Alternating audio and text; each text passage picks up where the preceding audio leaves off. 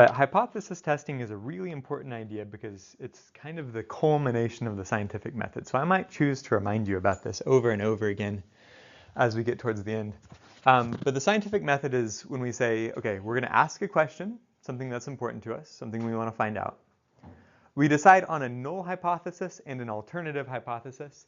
And remember, the alternative hypothesis is what claim demands evidence.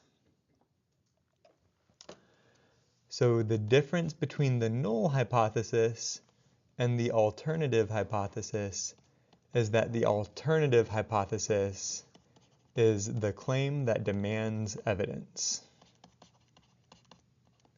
or the claim that really needs evidence to support that claim. The null hypothesis is just the converse of the alternative hypothesis. So we talked about some examples last time. But if you go out and make a claim that like, hey, I just invented a new drug and it cures the cold, right? It cures viral infections. That's a pretty bold claim. You would need to show me evidence that your new drug really does cure the cold. And the null hypothesis is the converse of that. The null hypothesis is that your drug does not cure anything. But you need evidence to show me before I'm going to believe you that your drug works.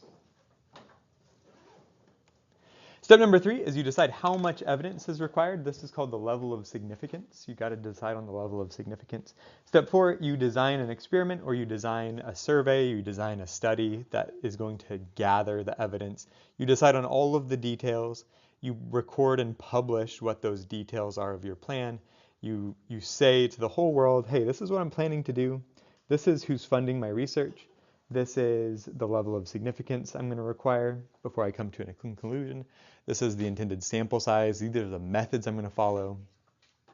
This is how we're going to control the influence of confounding variables. You publish that. Then you carry out your experiment, gather the data. Then you do your statistical calculations to calculate a p-value.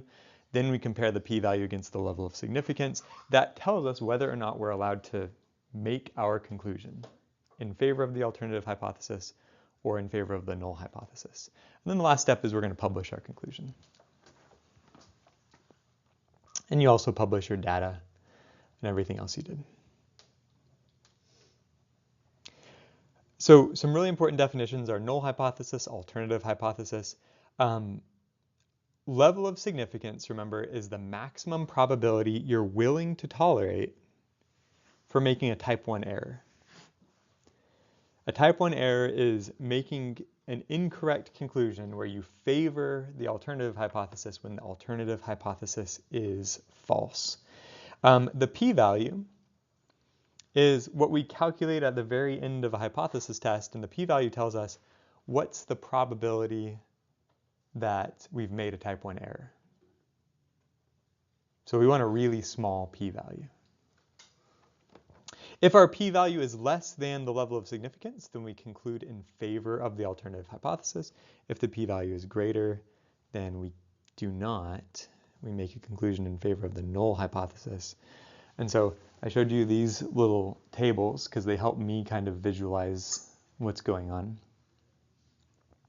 Because if the null hypothesis is true, then we want to conclude in favor of the null hypothesis. If the alternative hypothesis is true, we want to make a conclusion in favor of the alternative hypothesis. When we talk about type 1 and type 2 errors, a type 1 error is when we say the alternative was true and the null was true. A type 2 error is when we say the null was true and really the alternative was true. And these are the probabilities. So the level of significance is really the probability of making a type 1 error.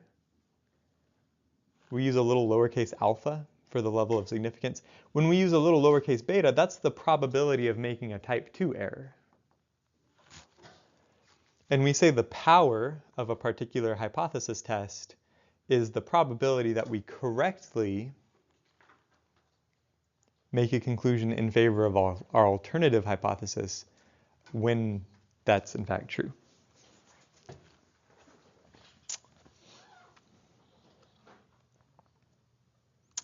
So that's all a review of what we talked about last time. Now let's talk about some new material for today. We know that the distribution of the sample fraction kind of looks like a binomial distribution. The distribution of the sample fraction is a discrete distribution for a given sample. But if n times p times 1 minus p is greater than 10, then the normal distribution is a good approximation.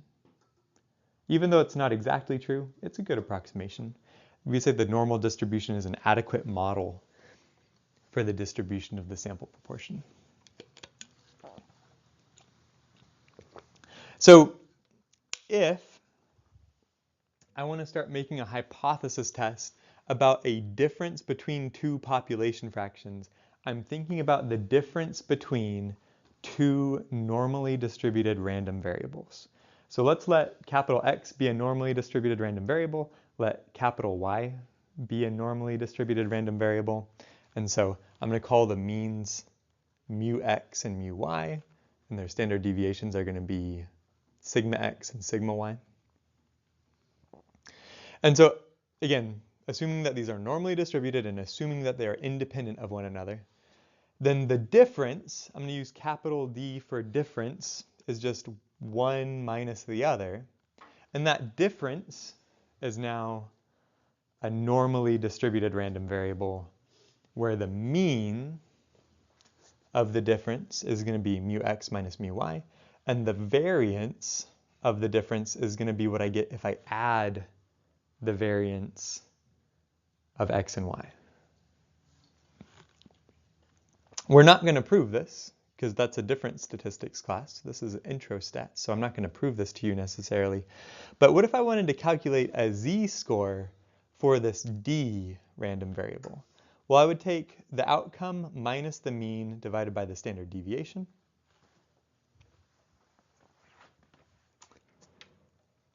And you can tell that there's some mathematics going on, but I'm replacing d with the definition, x minus y. I'm replacing the mean with this and this standard deviation with the square root of the variance here. Now, what I really care about are the distributions of the sample fractions, or specifically, I care about the distribution of the difference between two sample fractions. I'm going to call them p hat 1 and p hat 2 for the sample fractions. And since these are normally distributed, we can just plug this in to this formula for x and y. And while I don't exactly know what the standard deviation is, right? I don't know what the standard deviation for the distribution of the sample proportion is. I do have a formula that gives me that standard deviation or that variance in terms of the population fraction, P1. And while I don't know what the population fraction is, I could estimate the population fraction by using a p hat 1. Remember, the hat means it's a sample fraction. If there's not a hat, that means it's a population fraction. And so you don't have to memorize any of this. I'm just trying to show you a quick explanation for where this comes from. This is kind of a formula for a z-score for the difference between two sample fractions.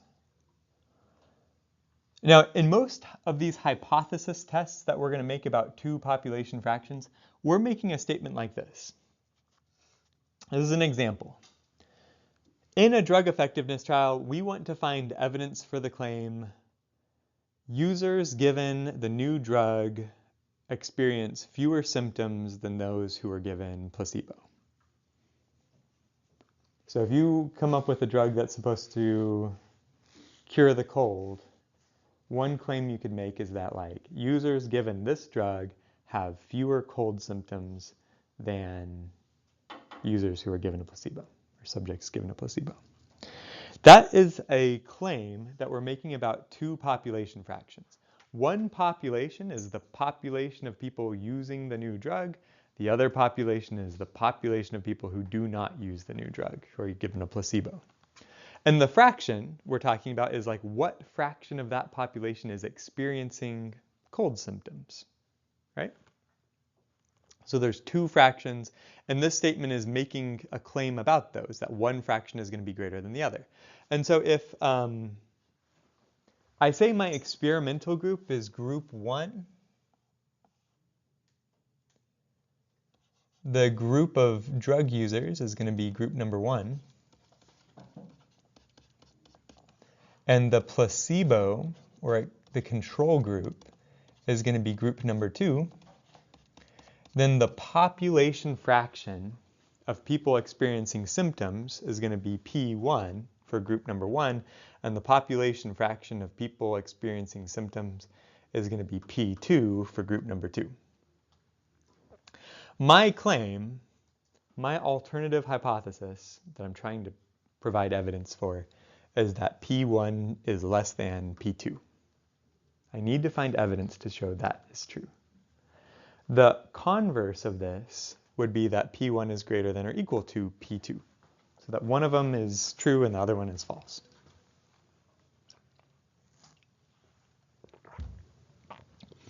In a hypothesis test, we always proceed by assuming that the null hypothesis is true, and the null hypothesis is going to be true at the threshold value.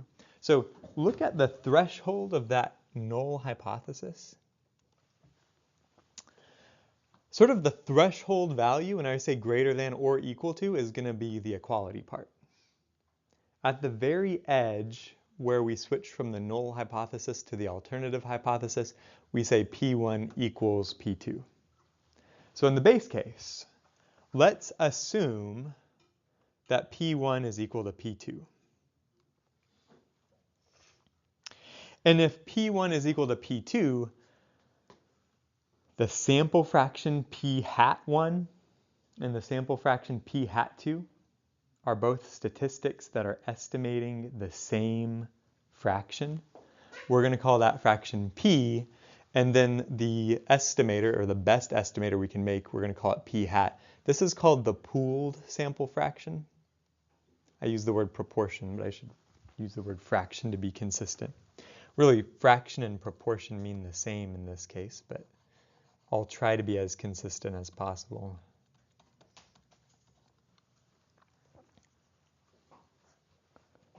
But I'm going to pool together the number of outcomes I have of people experiencing symptoms in both groups, and I'm going to pool together the sample size of both groups to calculate the pooled sample fraction. And then I can sort of simplify my z-score formula until I get this. This one, the version right here at the bottom, this is the one to write down on your notes sheet.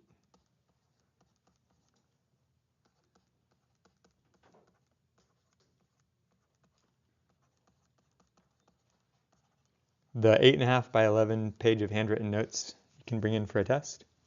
This is what I would put on this. Make a little note that this is the test statistic for a hypothesis test about two population fractions. This is what you want to calculate whenever you see a hypothesis test about two population fractions. And what it's telling you is it's saying this is the z-score for a difference between two sample fractions, knowing what we know about the distribution of that difference.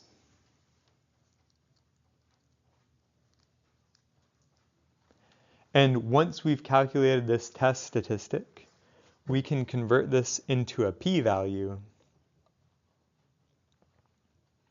by using the standard normal distribution CDF.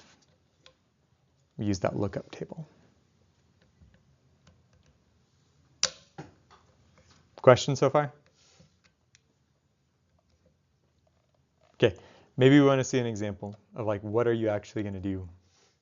What is the test question that I'm going to ask about this? It would look exactly like this. It would look exactly like the questions on your homework page, right?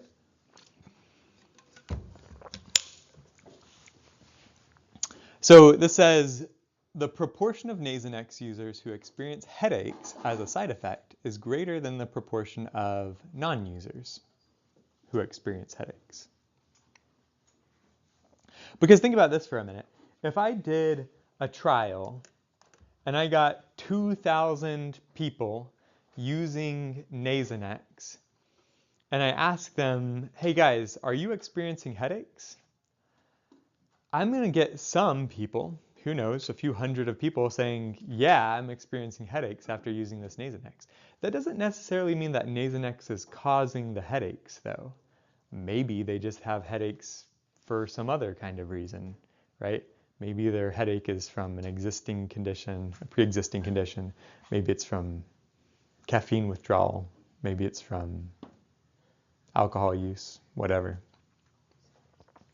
So you have to have a way to distinguish between headaches that are caused by the Nasonex and headaches that are just from other sources. And so what you do is you design an experiment with some large number of people and you split them up. And some people get assigned to a Nasonex dosage and some people get assigned to a placebo dose. So that way you can calculate two fractions, right? One sample fraction is going to be the fraction of Nasonex users with headaches. The other one's going to be the fraction of not like placebo users with headaches. And you can compare the two fractions. So anyways, a clinical trial involved a designed experiment of 3,774 people. 2,103 subjects were administered a 200 microgram dose of Nasonex. The other 1,671 subjects were placed in the control group and were administered a placebo. 547 subjects in the experimental group reported headaches. 368 subjects in the control group reported headaches. Is there enough evidence to conclude that our claim is true at a 95% level of confidence? So where it says explicitly state the null and alternative hypotheses, the alternative hypothesis is the one that we're trying to find evidence for. I'm trying to find evidence to show that P1 is greater than P2. And I should label this too, just to remind myself that the experimental group is going to be number 1, and the placebo group is going to be group number 2. So that when I say P1 is greater than P2, I'm trying to say that Nasonex is causing headaches. Or at least it's increasing the fraction of the population that gets a headache. And so my null hypothesis is going to be what?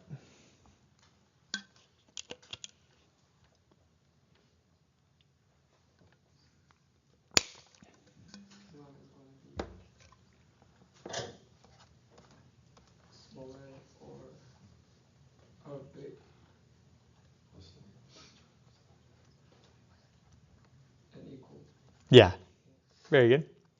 Less than or equal to P2.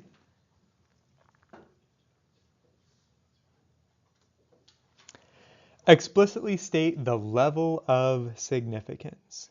So if I want to have 95% level of confidence, what is my level of significance?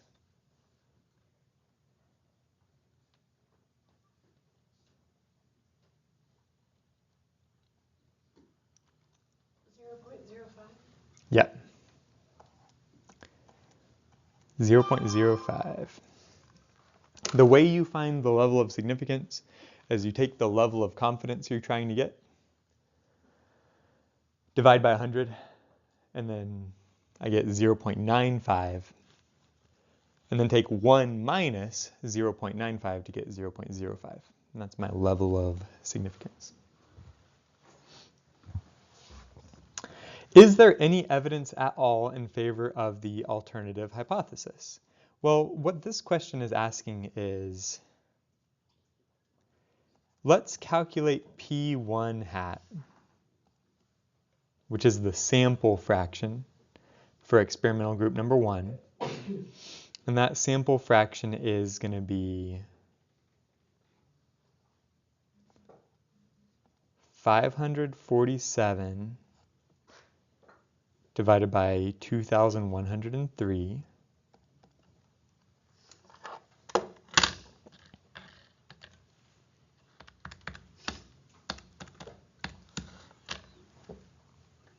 Zero 0.2601.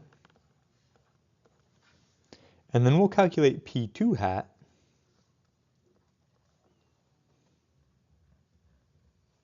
Which is going to be 368 divided by 1,671.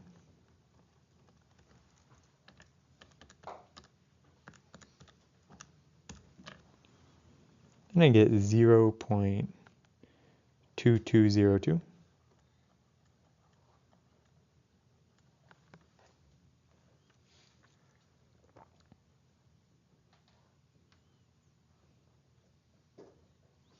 So when I ask, is there any evidence at all, what I'm asking is, if I just compare P1 hat to P2 hat, do I find that P1 hat is greater than P2 hat? Yeah. So there is some evidence. We're not quite sure how strong the evidence is yet. We will still go on to calculate the p-value to figure out how strong the evidence is, but there is some evidence.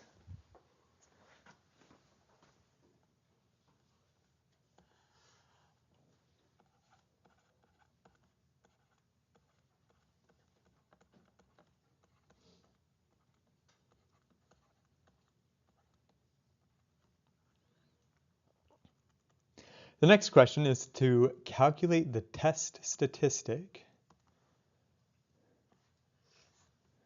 for this scenario.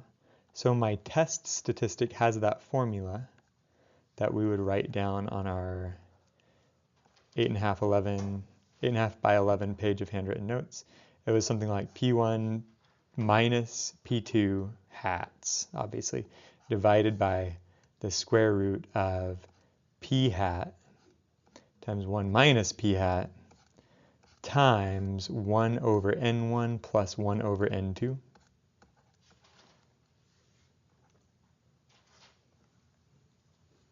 Let me just scroll up, make sure I memorized it correctly. Yeah, cool. That's the idea. So it's going to be 0.2601 minus 0.2202. And the next thing I need to do is calculate the pooled p hat, right? I haven't done that yet.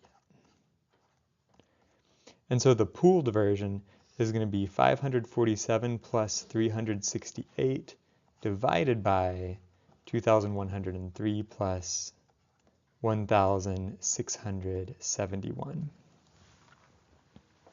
So when you see the p hat that doesn't have a 1 or a 2, that's taking all of the people who had headaches in both groups divided by all of the people in both groups. It's like the overall fraction where we're breaking down the barrier between the groups. We just treat them all as the same. And the total number of people who had headaches is 915. And the total number of people participating in the study was 3,774. So that goes where the p hat goes. Well, I need to calculate that for 0.2424.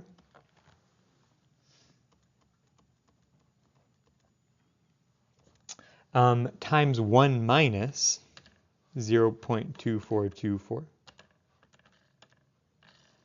Which is 0.7576.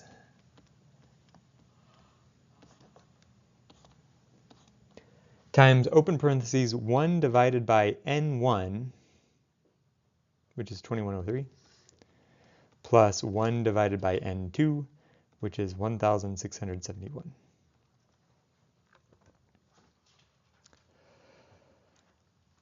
Okay,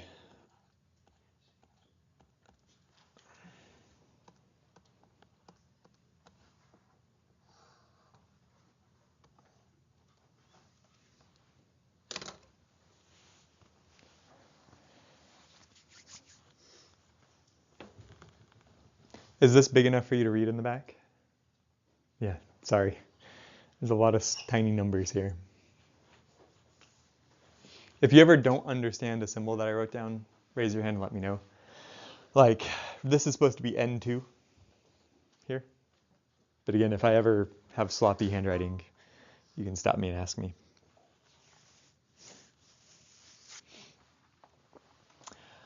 And I would fail to try to put this in the calculator all in one go. Like if I tried to put all of these numbers in this thing in one attempt, I'm not going to do it correctly. I'm going to miss some parentheses somewhere, and I'm going to get the wrong answer.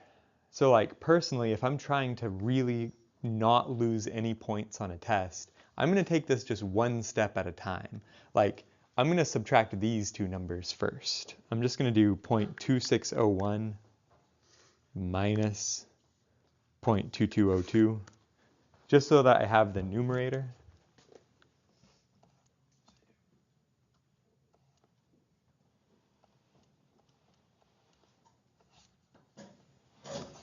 And then I'm not going to try to do the denominator all in one go either. I might multiply these two numbers.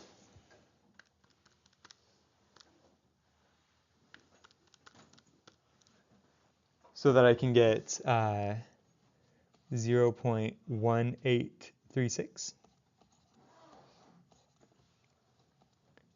And then I'm going to try to add these two numbers. Like 1 divided by 2103 plus 1 divided by 1671.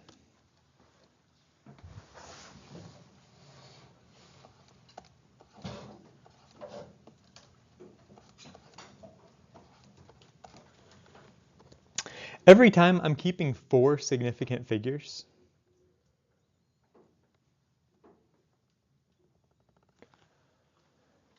If you never learned significant figures, it's the number of digits in a row that doesn't start with 0 and it doesn't end with 0, right?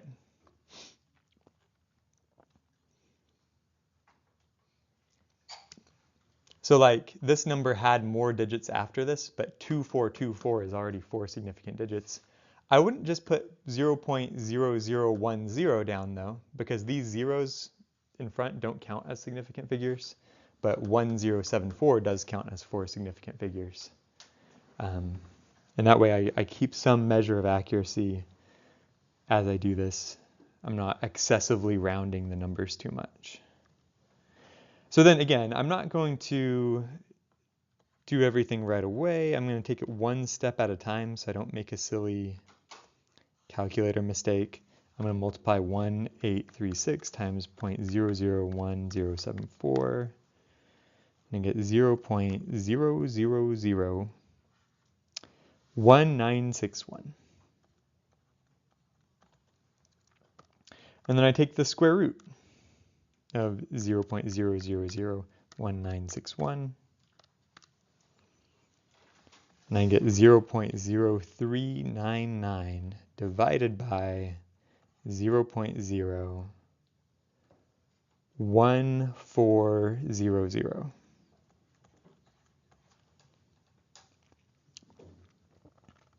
And these zeros do count as significant figures because the number of significant figures starts when I get a first non-zero number. And so I count 1, 2 for the 1, 4, and then 0, 0 also counts. If I were to write down the next number, which is the 4, then I would have 5 significant figures, which is fine. It's always okay if you write down more than 4 significant figures. You just don't really want less than 4. And now I'm ready to actually divide, and so I say 0.0399 divided by 0.014. That's 2.85. This is called my test statistic.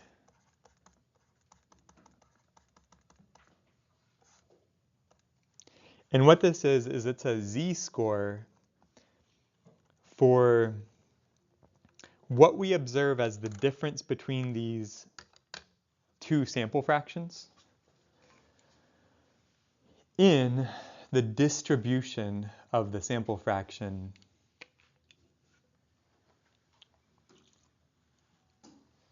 Well, I should say in the distribution of the difference between the sample fractions. And we know how to convert test statistics, or z-scores. We know how to convert z-scores into percentiles, right? I just have to use the standard normal distribution CDF to calculate my p-value.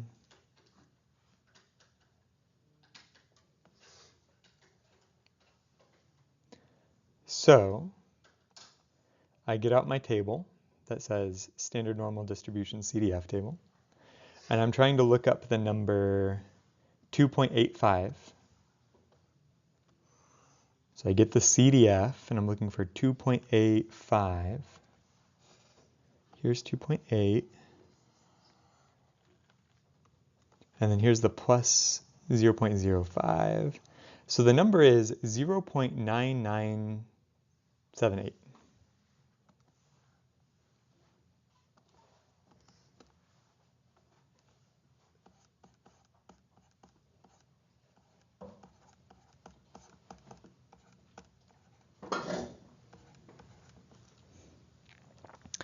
And here's a little bit of kind of logical reasoning you have to think about. Is like, I know I want my p-value to be small. I want to have a really small p-value because the p-value is telling me about the probability that I'm about to make a type 1 error by accepting the alternative hypothesis. So I want a really low probability that I'm going to make a type 1 error. And this is a probability almost 1, right? So sometimes, I'll tell you under what situations later, but sometimes we take the CDF and sometimes we take 1 minus the CDF. This is one of those cases, right? Because we've already determined there's some evidence for my claim. That was a few minutes ago, so I'll remind you. We asked the question, is there any evidence at all in favor of my alternative hypothesis? And we said yes. There is some evidence in favor of my alternative hypothesis. If there wasn't, if there was no evidence whatsoever, then we stop, right? There's no reason to do a hypothesis test. But yeah, there's some evidence because the sample fractions at least have the correct, size relationship. P1 hat is greater than P2 hat. So I expect my p-value to be less than 0.5. If there is any evidence at all, then the p-value should be less than 0.5. And it's not, so that means I really need to do 1 minus the CDF of 2.85. And then when I do that, I get a p-value of 0.0022.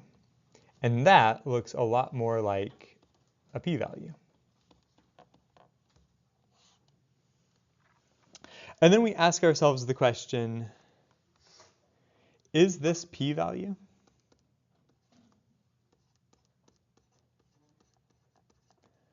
less than the level of significance?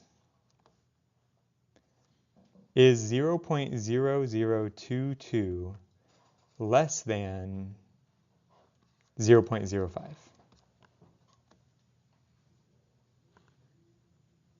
Yes. So we make our conclusion in favor of the alternative hypothesis. In other words, we say, yeah, there's enough evidence to conclude that Nasonex is causing headaches as a side effect at a 95% level of confidence or better. And then we ask ourselves, how do we interpret this p-value?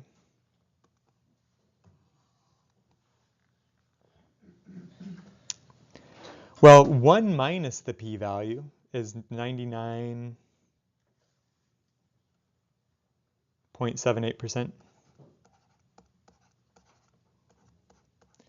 And that means we have a 99.78% level of confidence.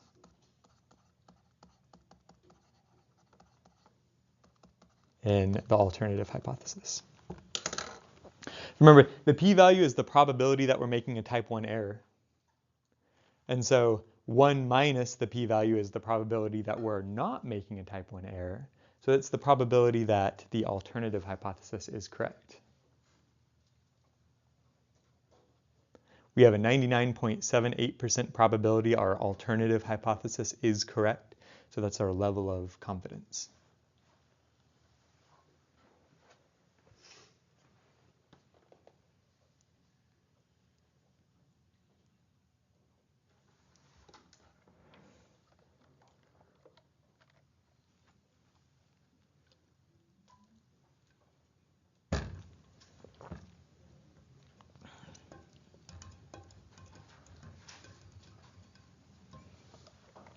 Visualizing this on Desmos takes a little bit of brain-bending magic.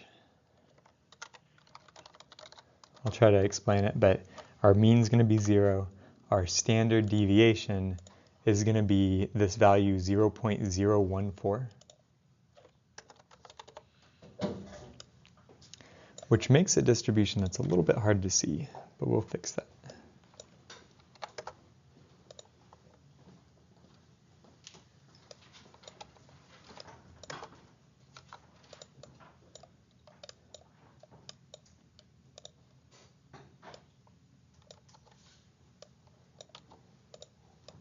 Okay, so this is the distribution of probability, not for the sample proportion, but for the difference between the two sample proportions.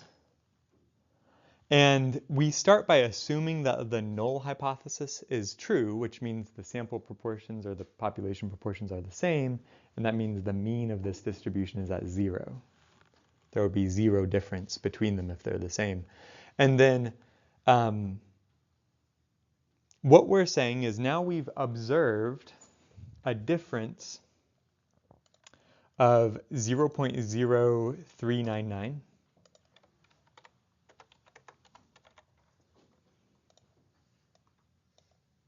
This vertical blue line is the difference between the sample proportions that we observed.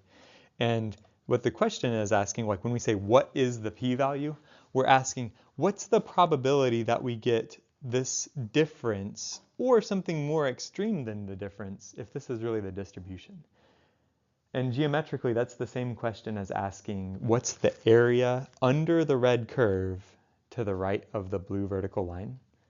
And that's a super duper tiny little area, isn't it? Because we got a really, really small p-value. So whenever I took the CDF earlier, you know that the CDF is the area under the curve to the left of some point. And so the CDF gave us the number 0.9978 when we looked it up in the table. That's the area to the left of this point under the curve. But the p-value is, again, the probability that we end up here in this tiny little area, which is 1 minus the red shaded area, because the total area under the curve is 1.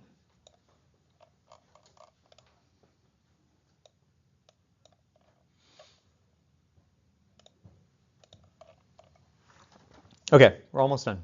To summarize, this is how you do it. You begin by just pretending that these population fractions are the same, right? Those aren't sample fractions, those are population. Assume that's true because we're assuming that the null hypothesis is true until you show me enough evidence to believe otherwise. We're going to calculate the pooled sample fraction, right? Which is the total number of each divided by, the total sample size. If the variance is greater than 10, then we assume the normal distribution is a good enough model. And if that's true, then we can use these hypothesis testing procedures. So we calculate the z-score for the, and this should say difference between the sample fractions.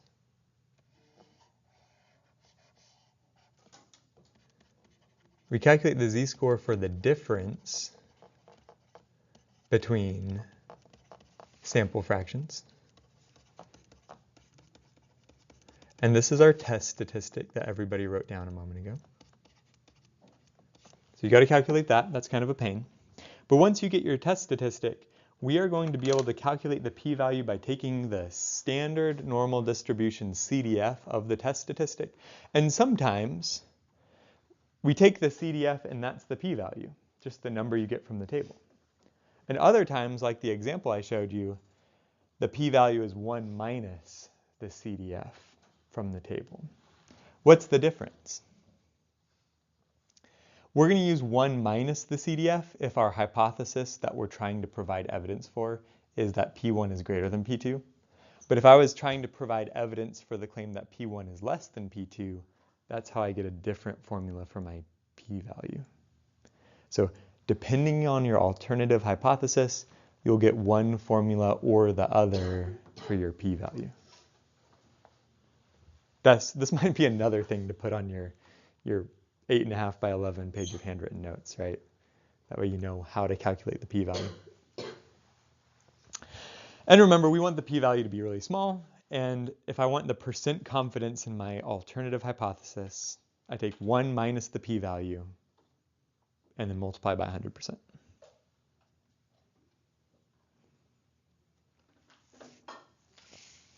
So this is called inferential statistics, and it's cool because I'm not just summarizing my data. I'm not just saying, oh, this was the sample proportion, or oh, this was the sample mean. We're actually saying something about a percentage. We can be 99.78% confidence that Nasonex is causing headaches. And it's nice to be able to put a real number to a level of confidence we have in a claim. That's how people make decisions. If I was really risk averse and someone told me, yeah, there's a 75% chance this medicine is going to give you a severe side effect, I would say, yeah, well, no, I'm not going to take that medicine. If somebody told me there's a 0.001% chance I'm going to get a severe side effect, then okay, right? Like, I can tolerate some risk. I just don't want to tolerate a lot of risk. And so this is what statistics allows us to say. You can put an exact number on your risk.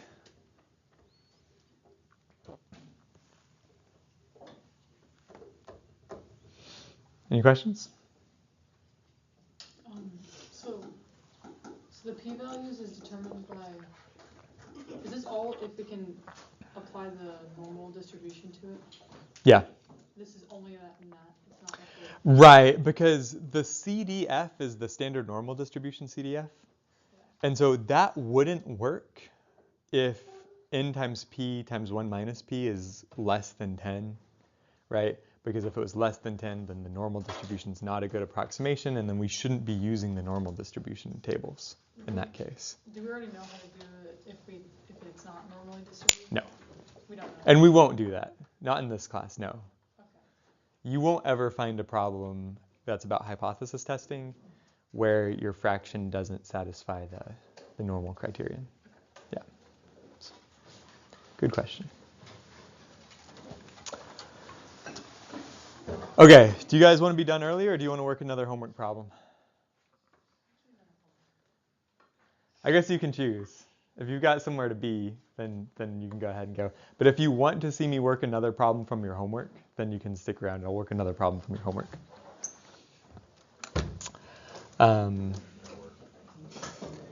So let me pick out a blank piece of paper. And I will open up a homework problem.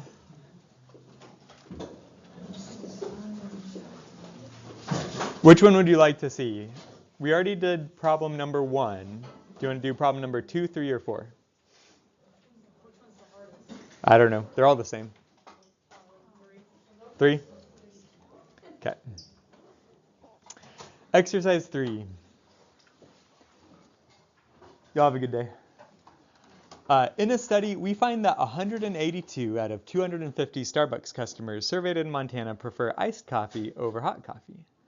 Then, we find that 234 out of 300 Starbucks customers surveyed in Texas prefer iced coffee over hot coffee. Is there enough evidence to support the claim customers in Texas prefer iced coffee at a higher fraction than customers in Montana with 99% confidence? So there's a lot of stuff here.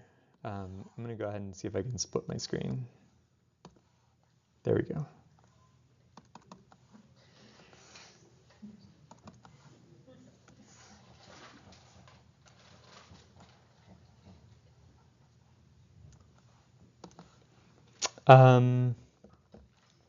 Explicitly state the null and alternative hypotheses.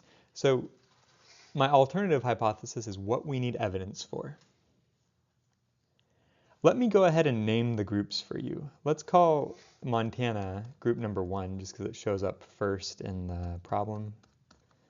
And then we'll call Texas number 2 because it appears second in my problem. And you could label it however you want. You could name Montana number 2 and Texas number 1.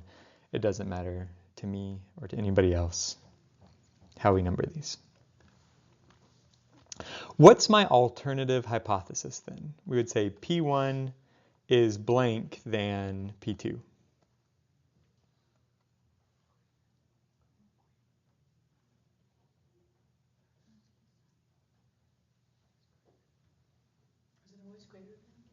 No.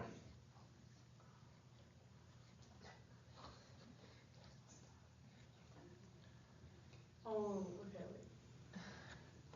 Who says less than?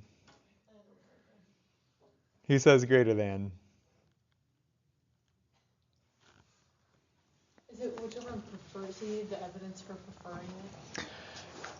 Customers in Texas prefer iced coffee at a higher fraction than customers in Montana. So Texas fraction is P2, Montana fraction is P1. And if I say Texas has a higher fraction, then this would be a less than sign, right? Is that like for sure? Yeah. Okay. And it depends on how I numbered my groups, right? Like if I said Montana was number 2 and Texas is number 1, then I would reverse that. It would be greater than. Right? The P1 and the P2 depend on how I'm numbering. But the claim in my problem is that Texas would prefer iced coffee at a higher rate.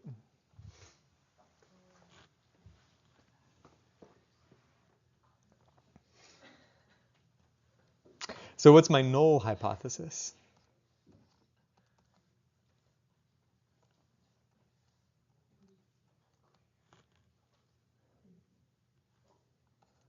Yep. That Texas doesn't. Right. That customers in Texas would not prefer iced coffee at a higher fraction, which means P1 is greater than or equal to P2.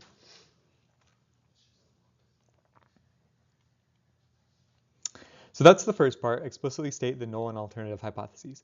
The next part is explicitly state the level of significance. That's just 0.01. That's right. If I need 99% confidence, then I need a 0.01 level of significance. Is there any evidence at all in favor of HA? Well, I would need to calculate sample fractions. And for Montana, my fraction was 182 out of 250. And in Texas, my fraction is 234 out of 300.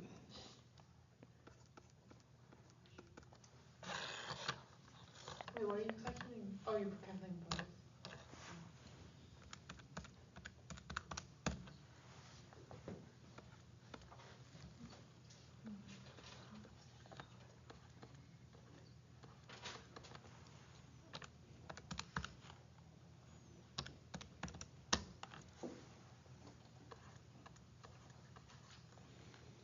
So I would say to bullet point number 3, yes, there is at least some evidence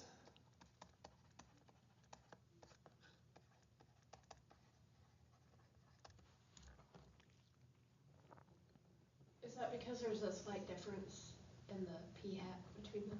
Or the p hat's larger? Specifically because P2 hat is larger than P1 hat. If I had found that P1 hat was larger than P2, then there would be no evidence at all in favor of that alternative hypothesis. But since P2 hat is larger, that's at least some evidence. We don't know if it's conclusive or not, but there's at least something to our theory.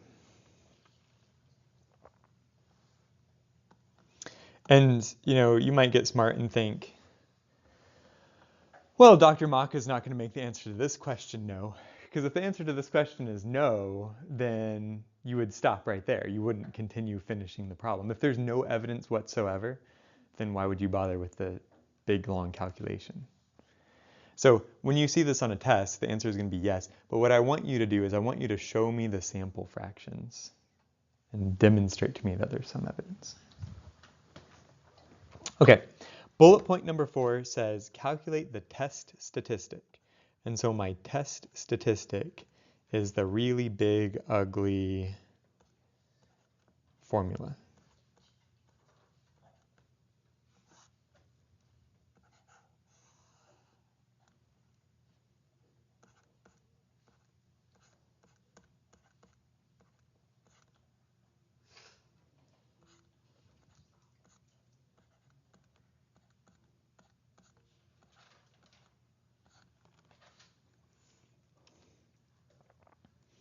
Another thing that I need is the overall pooled sample fraction.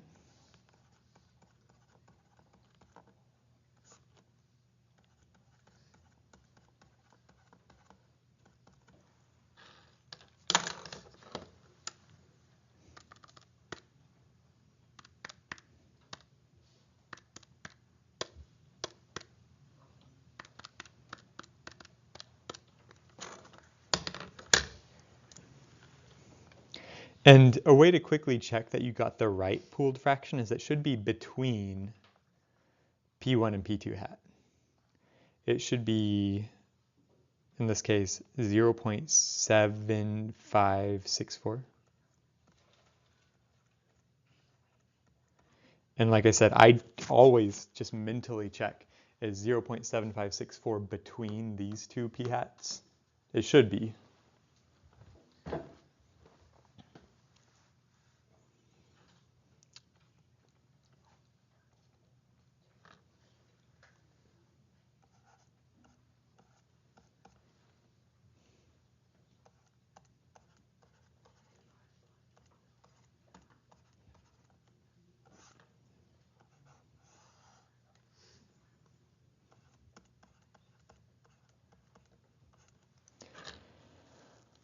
I'm also going to find 1 minus 0.7564.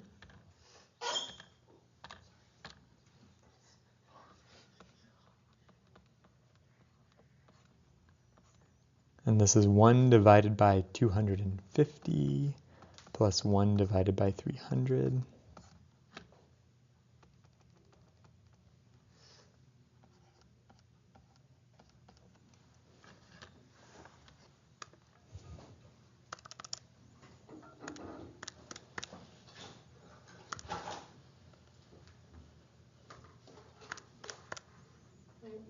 Is the n the amount of trials still?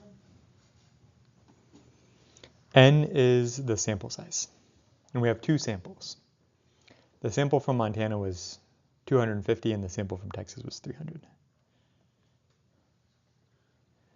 But every subject in the sample is, in a way, like a Bernoulli trial, where saying, oh, I prefer iced coffee is a success, and no, I prefer warm coffee is a failure.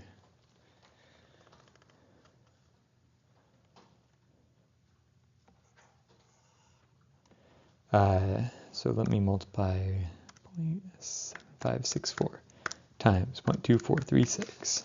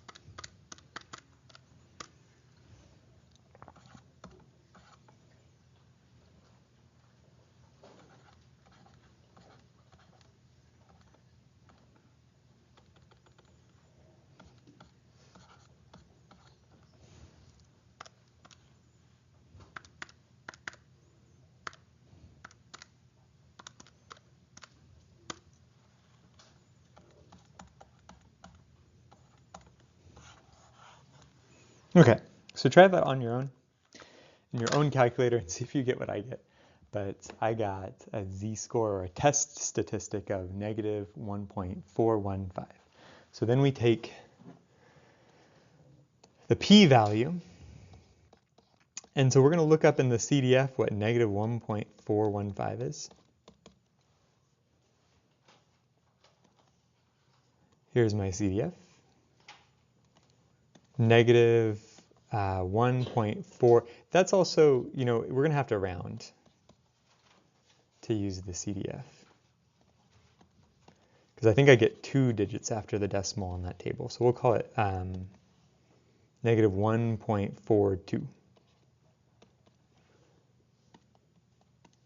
Just because I have to. And here's negative 1.4. And this is negative 0.02. So it looks like my p-value is going to be 0.0778.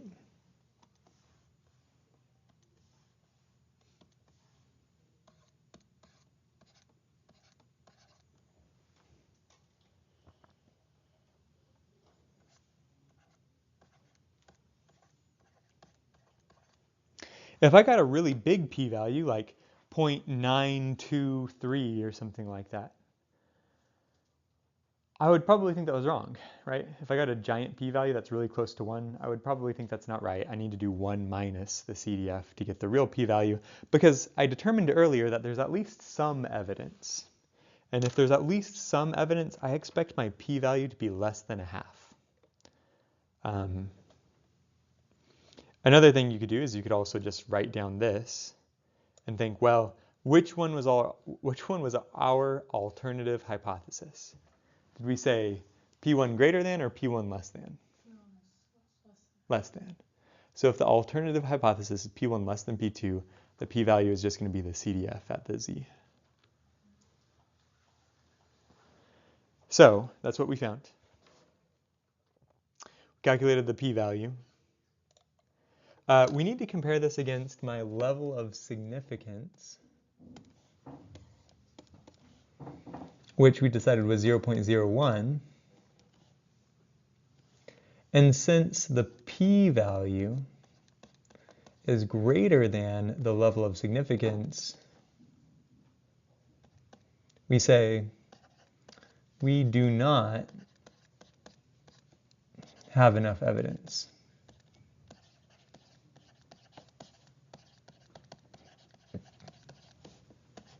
For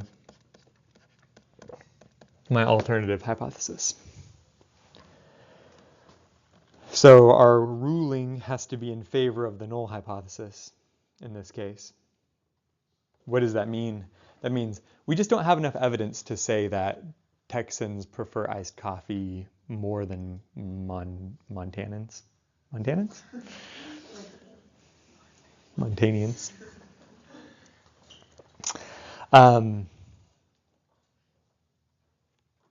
Yeah. How much evidence do we have? Well, we could say, what is 1 minus the p-value? That would be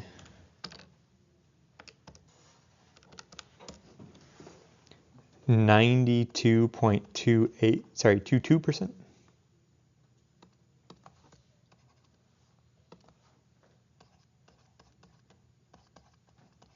I could say that we are 92.22% confident in our alternative hypothesis. If we try to make this claim, there's a 92.22% chance that we're right. There's just a 7.78% chance that we're wrong based on this amount of evidence. And what we said in the problem statement is that 92% confidence wasn't enough. We wanted to have 99% confidence. So if we want 99% confidence, we don't have enough evidence. If instead we were okay with 90% confidence, then we would have enough evidence. So you kind of have to set that threshold for what level of confidence you want to have before you collect your data, before you do this calculation. Otherwise, it's not really meaningful.